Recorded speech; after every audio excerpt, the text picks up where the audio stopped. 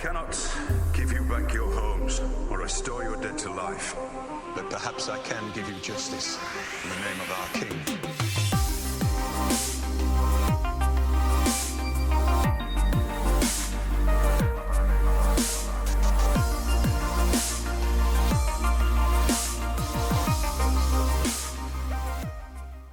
Hey everyone, today I want to talk about the forthcoming events surrounding Bran Stark, specifically his role and partnerships with the Children of the Forest.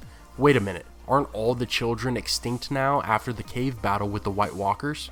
Maybe, they very well could have been dissolved when Leaf and her fellow children died protecting Bran. But it's not absolutely confirmed, since in the books, we know the Children of the Forest lived all over Westeros, near weirwood trees in forest and caves. After the wars with the First Men, the White Walkers, and the Andals, they were pretty much all dead, except for the few that went into hiding, which means it could be feasible that a small number of children could still be hiding out in a dark cave somewhere. But regardless of their status, Bran Stark would be better off with creatures, either human or other, that possessed some of the same powers as Leaf and her friends.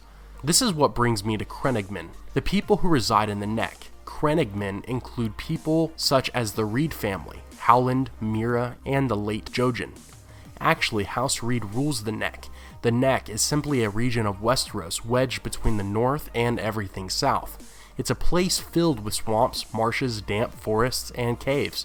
In fact, the Children of the Forest were historically known to live in that area, when the lands were as dry and open as any other region in Westeros. A long-told legend was that the men who migrated into this part of the continent connected with the Children of the Forest and even took part in some crossbreeding, leading to the current characteristics of Crennogmen in the Neck. Features such as extremely short stature compared to the average man and their indigenous tribal culture. The Crennogmen use guerrilla tactics when fighting, and they barely leave their swampy lands. They survive by eating fish and frogs. The reason I find all this important is because I believe that if these men and women in the Neck are part Children of the Forest from generations back, they may possess some of the abilities we saw in the Children in the Raven's Cave. In the show, Mira and Jojen don't seem to have the exact same characteristics as depicted in the books, but neither do most characters. For example, Daario is said to have blue hair and beard. Not quite the same, but who's keeping track? Anyway, if even some Crennogmen have abilities like Jojen had, Bran could receive more assistance in his journey to become the most powerful man in the known world. Remember all of the interesting magic used by the children, like those grenades that took out all the whites? Those definitely did a number on the dead army, and this is the point of the story where the realm could use some impactful weaponry. I know it's a stretch to assume the show would provide the context for this, especially with such little time left in the series. I mean, only 7 episodes in Season 7.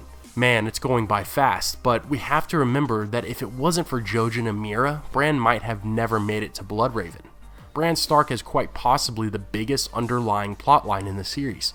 He may not have the most screen time, but he definitely has impacted the world more than anyone else. If the White Walkers bring the wall down, or attempt to climb over it, creatures like the Children of the Forest would be a good group of individuals to aid in the defense.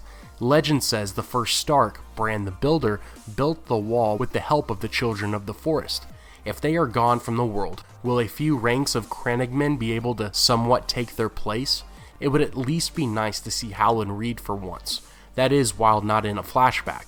He is alive and knows Jon's true parentage. Let me know your thoughts. As always, have a great day, take care, and I'll see you tomorrow.